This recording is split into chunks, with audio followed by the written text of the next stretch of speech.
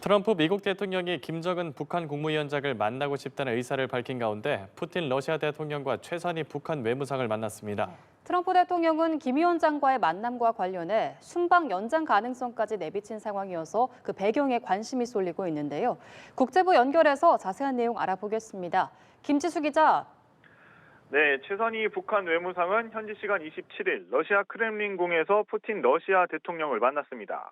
푸틴 대통령은 최 외무상에게 북러 관계가 계획대로 발전하고 있다면서 김정은 북한 국무위원장에게 따뜻한 인사를 전해달라고 말했는데요.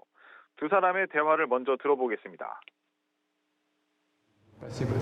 Мы с ним в Пекине поговорили подробно о наших отношениях, о перспективах развития. Все идет по плану.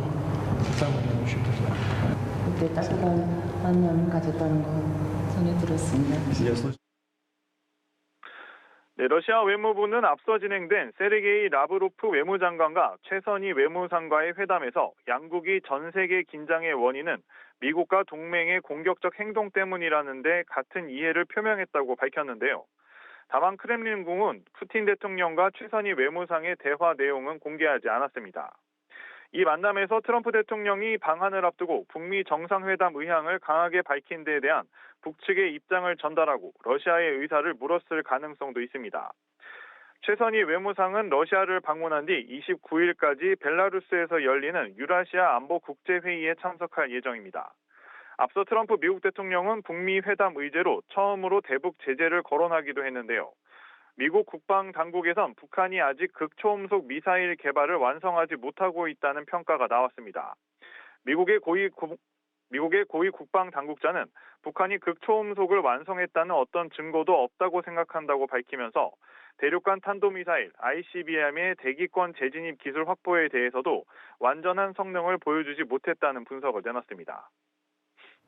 예, 트럼프 대통령이 어제 일본 도쿄로 향하는 대통령 전용기 안에서 미중 협상 최종 타결에 관한 낙관적인 입장을 표명하기도 했죠.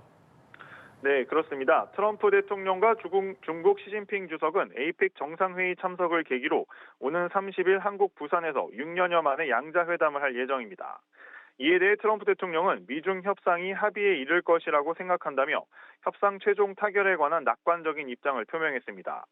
또 내년 초 중국을 방문하고 그 이후에 시 주석이 워싱턴이나 팜비치 또는 다른 장소로 오는 것에 대해 거의 동의했다며 방중 계획이 있다는 점도 알렸습니다. 앞서 양국 외교수장 통화에서 왕이 중국 외교부장은 모순을 해결하고 압박하는 방식을 벌인다면 양국 관계는 안정되게 하고 앞으로 나아가게 할 수 있을 것이라고 밝히기도 했습니다. 네, 오늘 일본에서는 미일 정상회담도 열릴 예정이라고요. 네, 트럼프 미국 대통령이 오늘 오전 다카이치 사나이 일본 총리와 도쿄에서 첫 미일 정상회담을 합니다. 양국 정상은 미일 동맹 중요성을 확인하고 안보 경제 분야 각종 현안을 폭넓게 논의할 것으로 보이는데요. 일본의 방위비를 비롯한 안보 문제, 미일 관세 합의에 따른 일본의 5,500억 달러 대미 투자 등 경제 과제가 핵심 의제가 될 것이란 전망이 나옵니다. 지금까지 국제부에서 연합뉴스TV 김지수입니다.